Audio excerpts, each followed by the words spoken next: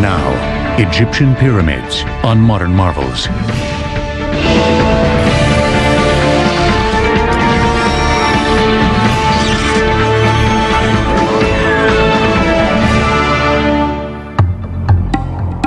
Inside the famous Great Pyramid of Khufu at Giza, a series of mysterious passageways lead through the mountain of stone.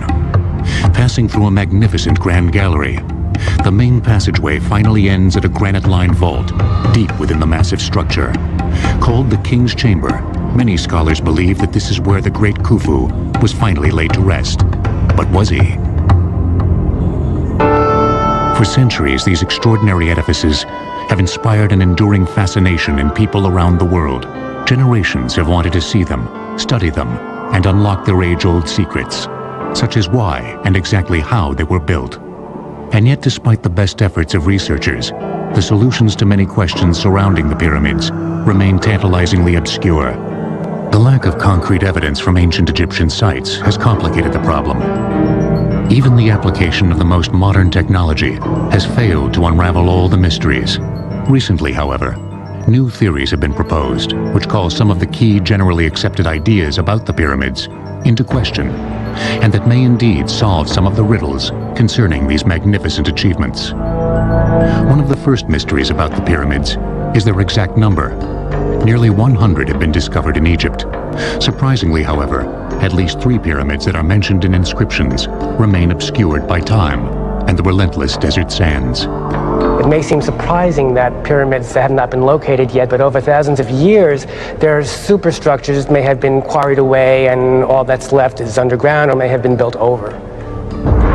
Built during a span of almost 1,000 years, from approximately 2630 to 1640 BC, the pyramids stand as cultural and engineering marvels of staggering proportions. Not only are they incredibly magnificent structures, but of course they're also the few wonders of the ancient world to survive. The purpose of the pyramid is to serve as the king's tomb, but that's only the beginning because we have to understand why the king of Egypt needed to have a tomb quite like that. The pyramid is the architectural realization of the king's ascent to the sun. That was the king's after-death fate. The pyramid is the spot in which that great transformation takes place, in which the king is reborn. An ancient Arab proverb reads, "Man fears time,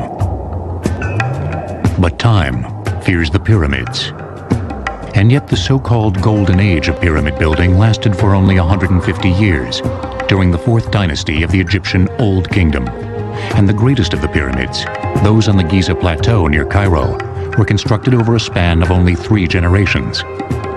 Remarkable engineering achievements in their own right, the pyramids were also the centerpieces of often vast complexes of temples and smaller tombs, called necropolis. The word necropolis literally means city of the dead. So with the pyramid itself, we only have the monument over the king's tomb. Attached to the pyramid is a temple. Then there's a long causeway that leads to the valley where there's another temple. Offerings are presented to the statues of the king in this temple. There is enormous staff that's involved for the upkeep of the temple. The legendary Sphinx, also at Giza, is part of one of these necropolis. That built around the pyramid of King Khufu's son, Khafre. We may know the reason why the pyramids were built, but the origin of their specific shape is still uncertain. The earliest Egyptian burials involved placing the body in a shallow pit, then covering it with a large rock or mound of stones.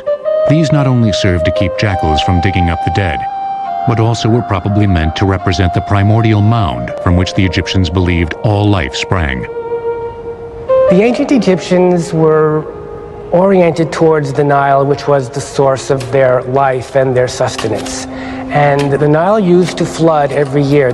After that was over, when the floods would recede, the land would become visible again. So that became a metaphor for creation. So the primeval mound was the first time the first land began to be seen, when the first waters, the primeval waters, had begun to recede. And it was upon this primeval mound that the sun rose for the first time. Then this mound actually is the pyramid. It represents the primeval mound, that the God created whole Egypt through this mound. The symbol of this primordial mound was the sacred benben, a pyramidal-shaped stone that most Egyptologists believe would later influence the form of the pyramids.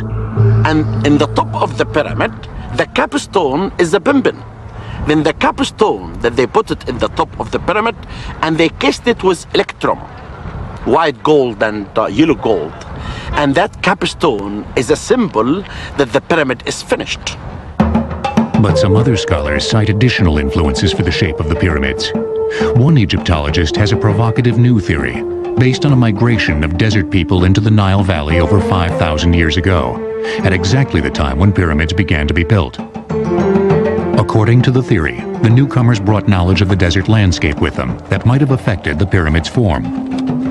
A very important thing in the Western Desert is the fact that the only landforms that persist everywhere are conical or pyramidal landforms. Pointed hills is the main persisting landscape. These are three conical structures in the middle of the desert, some 300 miles west of the Nile. The ancient Egyptians would have seen these things and would have wanted to build their structures that would remain in the windy environment in that form. So these natural landforms can definitely become, in my mind, the precursors to the pyramids.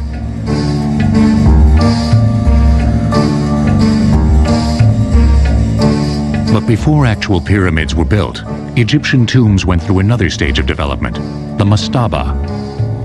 Mastabas were low trapezoidal structures with sloping sides and flat roofs.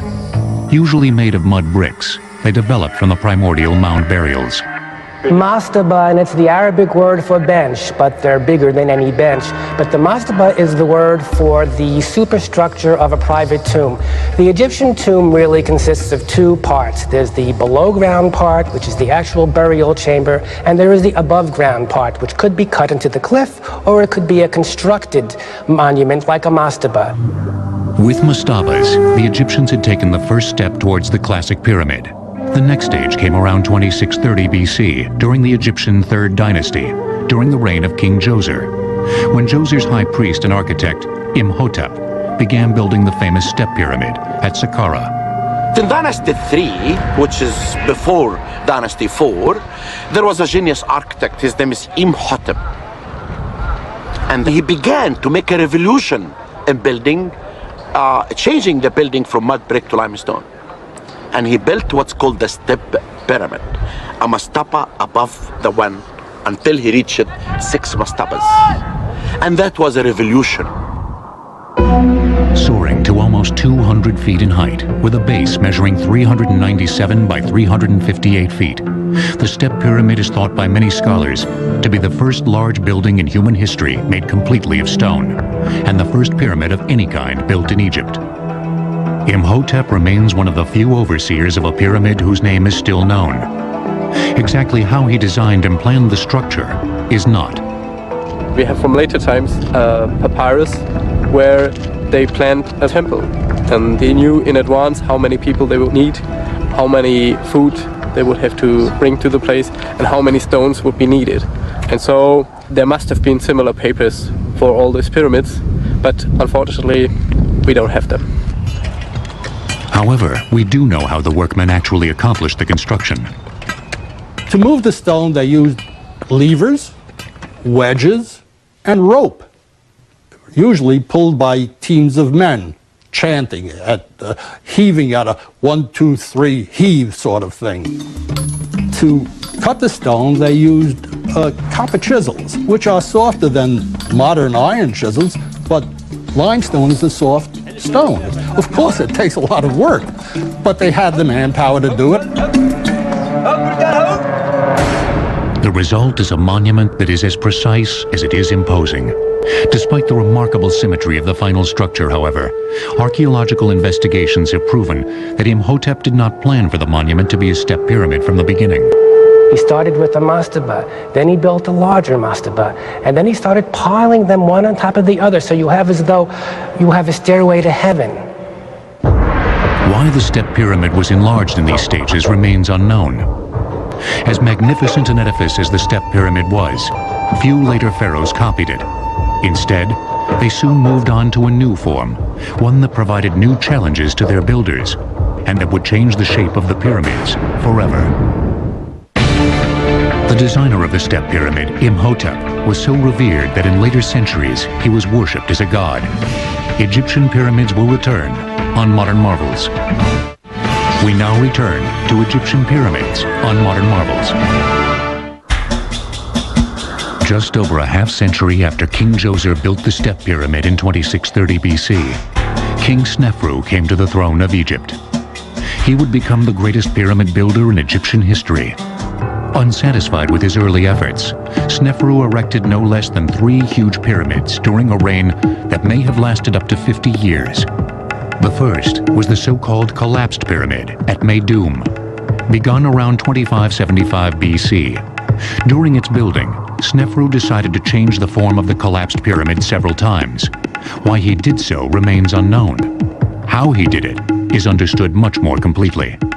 It was built as a step pyramid originally, which was then increased in size.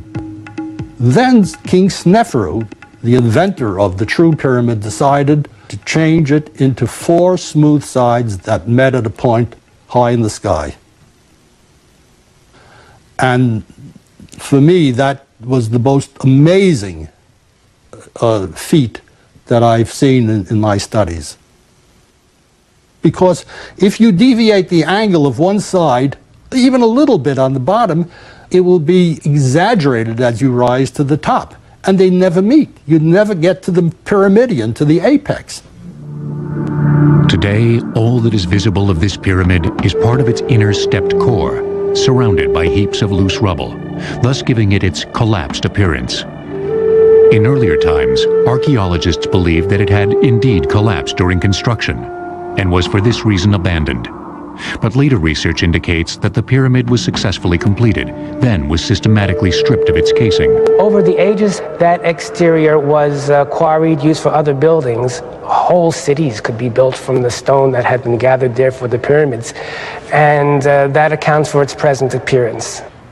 Like the step pyramid completed 55 years earlier, the core of the collapsed pyramid was made with layers of stone that actually leaned inward. The step pyramid of Meidum was built with what was called accretion layers.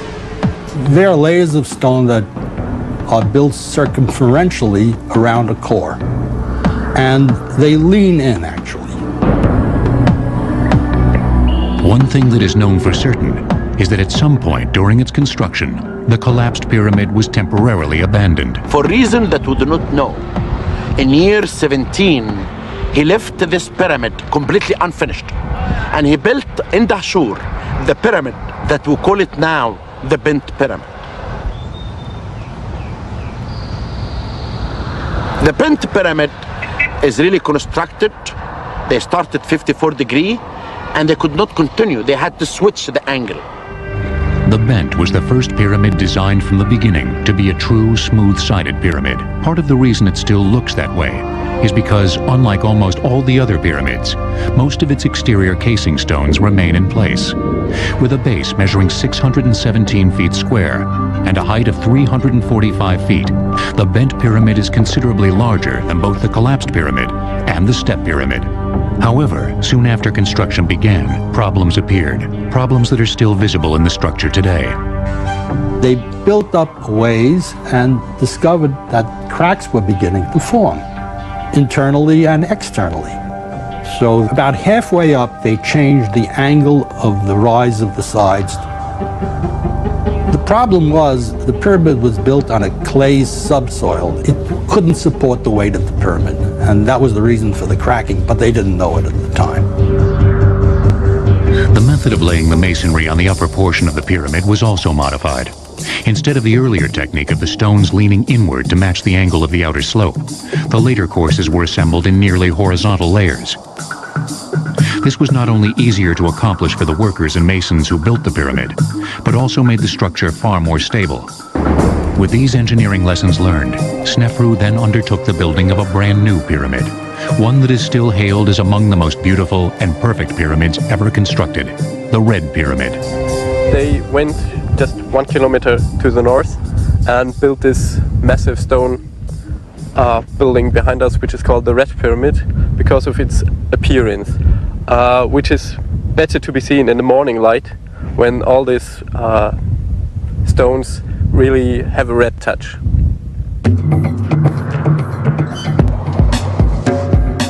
With a base 772 feet square and a height of 345 feet, the Red Pyramid is more massive but no taller than the Bent Pyramid. With an angle of approximately 43 degrees, the slope of the Red Pyramid is also much shallower than the lower portion of its bent cousin. The angle was an attempt to copy the upper angle of the Bent Pyramid because they felt that that was the safest angle to build a pyramid with. But structurally, the Red Pyramid's most important feature was the way in which its stones were assembled. The Red Pyramid was an advance over the earlier pyramids because the entire pyramid was built with courses of horizontal stone, much more stable structure. All the forces are directly down instead of angled outwardly. The Red Pyramid of Snefru is the first pyramid that is actually a perfect pyramid, that has achieved the pure abstract pyramidal form. No one knows exactly why Snefru built this edifice, but archaeologists have speculated that he wanted his final resting place to be an ideal expression of the pyramid, and the Red Pyramid is certainly that. With the construction of the Red Pyramid, all the major engineering and structural elements of the classic pyramid were put in place. The stage was set for Snefru's son, Khufu, to build the greatest pyramid of them all. Taken together, the three pyramids built by King Snefru contain a volume of stone almost 1 million cubic meters greater than the Great Pyramid. Egyptian pyramids will return on Modern Marvels. We now return to Egyptian pyramids on Modern Marvels. Near the modern city of Cairo lies the largest and most imposing concentration of pyramids in the world, those of the Giza Plateau. They include the biggest of them all, the Great Pyramid of Khufu, begun around 2551 BC, the Pyramid of Khufu's son, Khafre, the Pyramid of Khufu's grandson, Menkaure, several smaller pyramids called Queen's Pyramids, and the legendary Sphinx. The site of Giza was uniquely suited for the construction of pyramids. It has the best quality of limestone. It's about 300 feet above the sea level. It's a perfect place. It have the best quality of the stones. And this type of stones never existed any place else.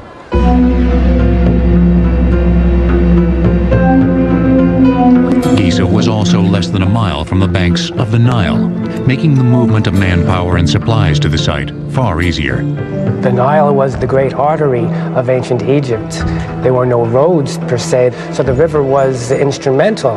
Stone was shipped over the river in barges, not only limestone from one side of the river to the other side of the river, but granite, which came from hundreds of miles away to the south. Before construction of the Great Pyramid could begin, its builders had to find a way to make the site completely flat. Many Egyptologists believe that water was used. First, a shallow channel was dug around the site, then it was filled with water. Since the surface of the water would be exactly the same height in every part of the channel, the Egyptians only had to flatten the dry portions down to the level of the water. But not everyone agrees that this is how the site for the Great Pyramid was leveled. Martin Eisler is a sculptor who has studied Egyptian construction techniques for over 30 years. He has several provocative theories about the building of the pyramids, which are supported by decades of painstaking research and observation. I do not think that the Great Pyramid was leveled by means of water in any form. I think they did it with no more complicated a device than this instrument called a square level. It's actually an A-frame, as you can see, with two legs and a plumb bob hanging from its apex. There's a mark in the center that tells when the object is level. You level a small area with this and erect two posts, perhaps 7 feet apart. You mount a board on the post. You could take another post of equal height to the first two and place it at a distance. Using the board as a sighting rod, you could then cut drafts in the bedrock until the pole is at a level with the first two poles in the small area that you've cut. Let's call it the leveling area. This process could then be repeated until the entire base of the pyramid was leveled. Yet while experts may disagree on the methods used to level the Great Pyramid, they all agree that the results were remarkable. They did an astonishing job on leveling the Great Pyramid. It deviates by less than an inch from the northern corner to the southern corner, which is a fantastic accomplishment. The next stage was laying out the base. This was important because the orientation of the pyramid was crucial for religious reasons. You often read about how closely the pyramids are aligned to the cardinal points, north, south, east, and west. Because just as the pyramid points heavenward towards the sky is also anchored in the earth by the pyramids, because the Egyptians associated the cardinal points with the circuit of the sun, with the sky, and with various constellations. The generally accepted theory is that the pyramids were oriented using stellar observations. By bisecting the angle between the points where a particular star rises and sets on the horizon, a direction of true north can be obtained. But other experts, including Martin Eisler, believe that a different method was used instead. It's very hard to point to a distant star and get the accuracy that they were able to achieve. I think they oriented the pyramids by means of the shadows cast by the sun. First, the builders would have placed a perpendicular stake, called a gnomon, in the ground. When equal and opposite angles of the sun cast shadows over a gnomon, the bisection of that angle gives you a north-south direction. Whatever the method, the Great Pyramid was aligned almost perfectly, its sides having a variance of less than 1/15 of 1 degree from the cardinal points. Other measurements were equally precise, each side measuring 756 feet, with a discrepancy of only 4 inches per side. In order to actually construct this gigantic edifice, the Egyptians faced an equally gigantic problem in human resources management. Contrary to the popular image, labor was not performed by hundreds of thousands of slaves, but by peasant conscripts as part of a corvée, that is, as labor owed the state by the peasants, probably as part of their taxes. People are taken from the farms from all over Egypt. They are brought to a centralized spot, let's say Giza. They work together in organized gangs, directed by experienced masons and architects to build this Great Pyramid, which becomes a symbol of national identity. The workforce lived and died in its own workers' city, right at the site, which was only discovered and excavated in the early 1990s. Based on the evidence of our discovery of the size of the workman camp, we believe only 20,000 workmen were actually involved in the construction of the pyramid. We believe that there was permanent workmen, and this could be like 6,000. Those are actually the workmen who make statues, making technical work, draftsmen, craftsmen, and things like this. But the workmen who move the stones could be 15,000, and they work in rotation. They change them every 3 months. These workers were further divided into smaller units called crews. A crew consists of 2,000 workmen, and they divide the crew, the 2,000, to 2 gangs. Each gang consists of 1,000 workmen. Each gang had a name, like Friends of Khufu, and each gang had an overseer. They divide each gang to 5 file. A file is a Greek word, means tribe, group. Each group consists of 200 workmen, and they had names like Great Ones, Green Ones, and after that they divide them to small units, 10 to 12 workmen. Near the workers' quarters, their graveyard has also been discovered. One of the overseers' tombs was even made in the form of a small pyramid, complete with an underground passageway and burial chamber. The overseers lived a relatively long life, but the common laborers who died at the site did so at significantly younger ages. all the age of the workmen were between 30 to 35 years old. But the artisans, their ages were between 40 to 45. And this gives us an idea about the levels of the workers' community. The artisans were not carrying stones, were not pulling up stones, they just carving, and it was a light work. But these people who were buried down, they worked in hard work in constructing the pyramids. The workers were kept supplied by a small army of merchants and tradesmen who transported their goods to Giza by boat. Also, in order to feed them, farms have to be established, new areas of land have to be cultivated in order to do this. There has to be a means of taking the products, the food, and getting them to Giza and storing them there and redistributing them. But immense projects such as the Great Pyramid had far larger effects than simply building a monument for a dead king. In some ways, you can say that the Great Pyramid building projects built the Egyptian state because an enormous amount of organization was involved. It was their space program. It was the Apollo program of the past, where get all of these people to work together so they can feel great and they can have an accomplishment. And they did, and it became one country since then.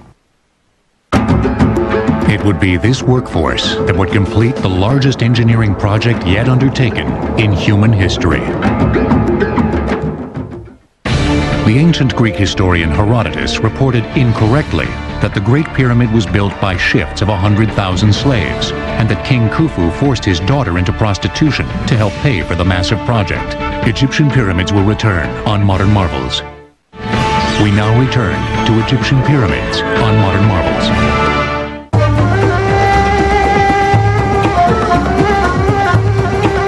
The workers who quarried the majority of the building stones for the pyramids at Giza labored at a site that has only recently been cleared of debris. Actually, all the stones for building the Great Pyramid came from a location of a quarry next door to the Great Pyramid, about 600 feet from the base of the pyramid. And we discovered this location. There's a grid pattern in the ground from which blocks were removed. There were trenches built in grids. They dig down the trenches, which were about 2 feet wide, and then they split a layer of stone off. And they did this layer by layer so that there's a bluff above the pyramid now that must be 20, 25 feet high. Workers used simple copper tools, like these preserved in the Cairo Museum, to rough out the limestone blocks. Afterwards, using tools much like these, masons smoothed the sides and edges of the blocks. Then, employing wooden sleds and ropes such as this, the blocks were dragged to the pyramid. Most scholars believe that the workers piled up the blocks in sequential horizontal layers, with each layer being precisely squared and leveled until the top of the pyramid was reached. But again, not all the experts agree. Number one, the slightest imperfection on the bottom would assume a cumulative effect as it reached the top. In addition, when I looked at the Great Pyramid, I could see that almost none of the courses were truly level. And I realized then that this was not the way to go. There had to be another approach. And this is what I devoted many years to finding. Using the collapsed pyramid as a prototype, Eisler proposes that most pyramids built after the collapsed pyramid consist of 3 stages of construction. First, an inner stepped core, not unlike the core of the collapsed pyramid, was built. Then, the base was enlarged, and the large steps were progressively filled in with a second layer of smaller steps, creating a shape much closer to a true pyramid. Finally, the small stepped exterior was encased in a layer of finely finished limestone, creating a true smooth-sided pyramid. Because so much of the original stone remains on the Great Pyramid, it is impossible to tell if this 3-stage process was used in its construction. But as evidence for his theory, Eisler points to a number of smaller pyramids, called Queen's Pyramids, that stand alongside the large pyramids at Giza, and which were built at about the same time. And the remains there show a nucleus of large steps, which were then filled in with what we call packing stones, which were smaller stones and brought it to a more pyramidal shape. And finally, this whole thing was encased with a mantle of smooth limestone that met at a point in the top. There are also several theories concerning how the stones were raised to the height of the upper courses. Most of them involve the construction of ramps that either spiraled around the pyramid as it grew or led directly to the current level of construction. The ramp that the Egyptian used to construct the pyramid was huge, constructed of stone rubble and mud. Then when the Egyptian will dismantle this ramp, they had to leave evidence under the ground of that ramp. I did excavate on the south side, and the surprise was discovering a small section of the ramp. But some experts, including Martin Eisler, believe that if a large ramp was employed, its remains would be far more evident. You can't erase a ramp that may have reached a height of 500 feet. The remains would be obvious by aerial photography. Mr. Eisler does think ramps were used, but only on the lower, more easily accessible levels of a pyramid. For the higher stages, he believes another method was employed. I believe they got the stones up the pyramid by putting a slideway of planks along the side and pulling the stone by a crew of men who are located up the pyramid and snubbing the rope around a log which is further up the pyramid. The whole process can be aided considerably by using levers as the stone is elevated, so that with the aid of levers and with the aid of crews of men standing uphill, I believe they could pull these stones into position. Indeed, at many pyramids, notches in the building stones which may have been used for the placement of levers are still visible. Though controversial, the idea of pulling and levering the stones into place does address the shortcomings of the various ramp theories, but as of yet, no one knows for certain exactly how the ancient Egyptians, a society that didn't even possess the wheel, accomplished this remarkable feat of engineering. Once all the blocks were in place, the Great Pyramid was capped with a triangular piece of granite meant to represent the sacred Ben-Men stone, symbol of the primordial mound, much like this one which was found at Giza, which may have been coated with a hammered-on layer of gold. Then, using the same methods that were employed to raise and place the other stones, the body of the pyramid was covered with a casing of fine white limestone. Shimmering in the desert sun, the final appearance of the pyramid must have been spectacular, giving those who worked on it an immense sense of pride. Its final height was 481 feet, making it the tallest structure in the world until the Cologne Cathedral of Germany topped it in 1880. The pyramid contains an estimated 2.3 million blocks of stone, each weighing up to 2.5 tons. Many archaeologists believe that the entire process took almost 23 years. As impressive as the exterior of the Great Pyramid is, its interior is equally remarkable. As in the case of all earlier pyramids, there are a series of tunnels and chambers. The interior arrangements of the Pyramid of Khufu are elaborate. There are 3 burial chambers, and it is not agreed today whether there are supposed to be 3, it was intended from the beginning, or whether they were revising their plans. Because of these multiple chambers, and the fact that the pyramid was looted of its contents long ago, no one knows for certain exactly where Khufu was buried. But what is believed to be the true burial chamber of the king is reached by a long passageway, which then turns into an immense ascending gallery, the so-called Grand Gallery, a corbelled passageway nearly 150 feet long and 26 feet high. Corbelled means that the headers or short ends of the blocks get successively closer and closer and closer, so you're looking at a sort of inverse stairway, which finally comes together way up in the distance on high. Finally, the Grand Gallery leads to the heart of the Great Pyramid. Because this chamber is the only one of the 3 within the pyramid that contains a sarcophagus, most scholars believe that this is where King Khufu was actually buried. It is lined entirely with granite. That's a wonderful thing. Granite being a stone that was charged with solar associations because it's red for one reason.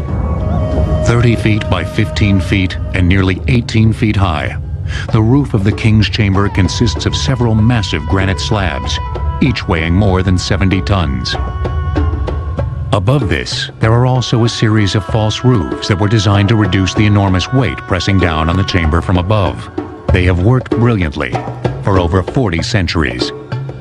Khufu had willed the construction of the greatest engineering marvel of the ancient world. However, the completion of the Great Pyramid didn't end the building on the Giza Plateau. Indeed, it was only the beginning. The only known figure of the ruler who built the greatest pyramid on Earth is a tiny statuette of King Khufu, no more than 3 inches high. Egyptian pyramids will return on Modern Marvels. We now return to Egyptian pyramids on Modern Marvels. The second large pyramid on the Giza Plateau was built by Khufu's son, King Khafre. Begun around 2520 BC, it was constructed using the same basic methods as those employed on the Great Pyramid. Its base is 705 feet on each side, and it rises to a height of 471 feet, only 10 feet shorter than the Great Pyramid. But because it is built on ground that is 33 feet higher than the Great Pyramid, it appears to be even taller. Due to its smaller base, it also rises at a sharper angle than the Great Pyramid, over 53 degrees to the Great Pyramid's 51 degrees. And another reason it looks different is that at the very top of it, we have the original fine casing stones that have been left there. So it has a very different profile. The inside of Khafre's pyramid is different as well. Unlike the Great Pyramid's complex system of tunnels, shafts, and chambers, Khafre's pyramid has a relatively simple internal plan, consisting of 2 passageways that converge on a single burial chamber. The colossal statue behind me represents Mycerinus, or Menkaure, who built the 3rd pyramid and pyramid complex at the Giza necropolis. With a base of 335 by 343 feet, Menkaure's pyramid rises to a height of 213 feet, at an angle of slightly more than 51 degrees, making it considerably smaller than Khafre's pyramid. It also has a building mass less than 1/10 that of the Great Pyramid.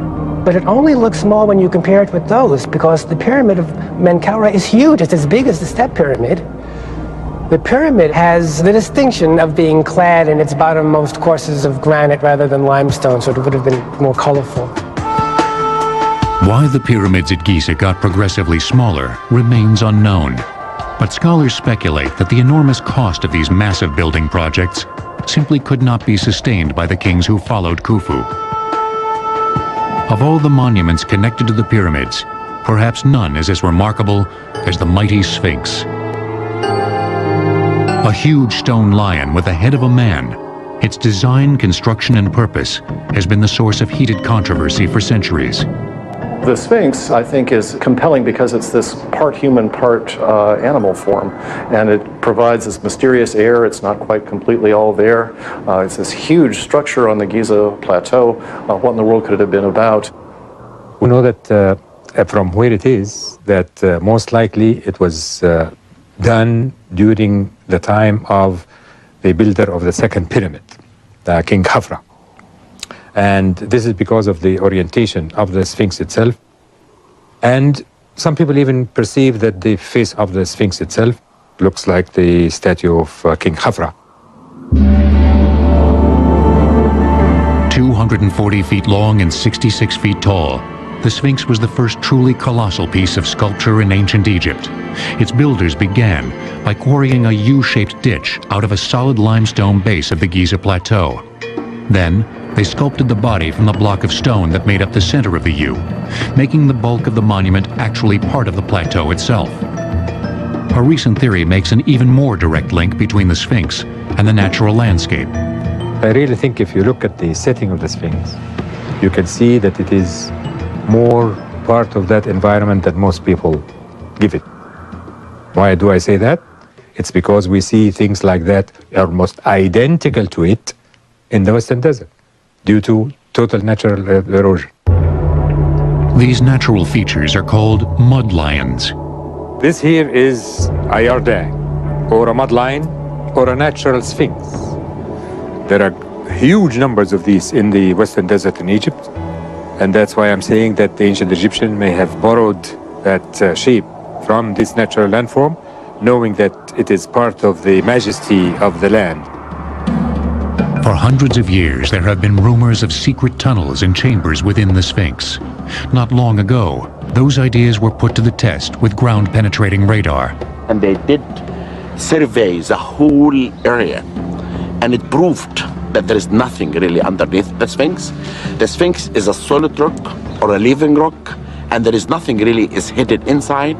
A sense of how ancient and revered this monument is can be gained from the fact that its first restoration was undertaken almost 1,100 years after Khafre died by Pharaoh Thutmose IV in and around 1400 BC.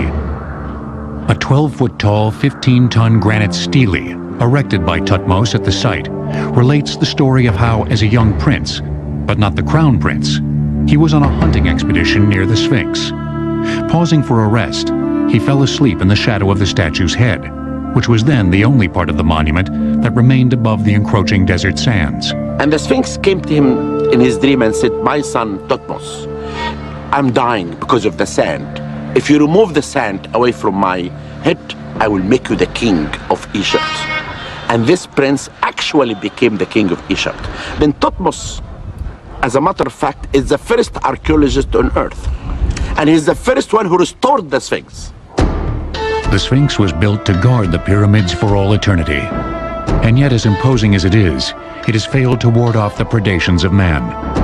Because of the fabulous riches contained within the pyramids, all of them, without exception, were broken into and looted by tomb robbers long ago.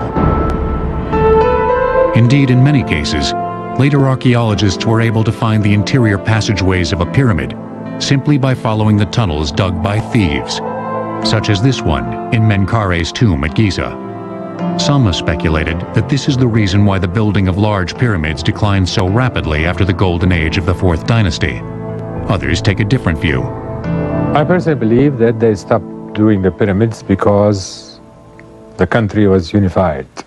Because if we agree to this premise that Khufu had actually gotten these people to feel great about building this together and becoming one people, then from there on it became a matter of burial site, and that's no big deal. So they started making little ones. The attention shifted from the size of the pyramid to the development of the complexes attached to the pyramid, so that the pyramid temples expanded and became more complicated, and the valley temples expanded and became more complicated. After that, pyramids got increasingly smaller, and it just sort of faded out.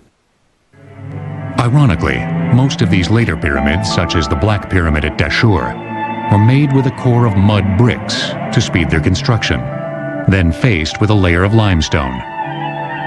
Once the limestone was plundered for other construction projects, they quickly eroded, leaving them in a greater state of disrepair than the earlier stone pyramids.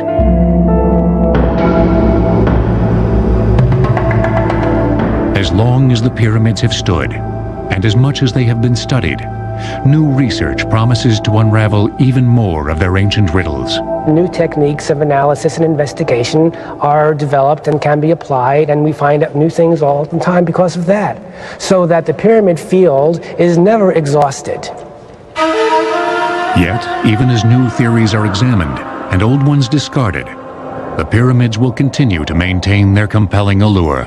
I remember when I first saw the pyramids, it was in fact as a graduate student. I was flying in to do research, and our plane passed over them, and I saw them from the air, and I got to admit, I got teary-eyed.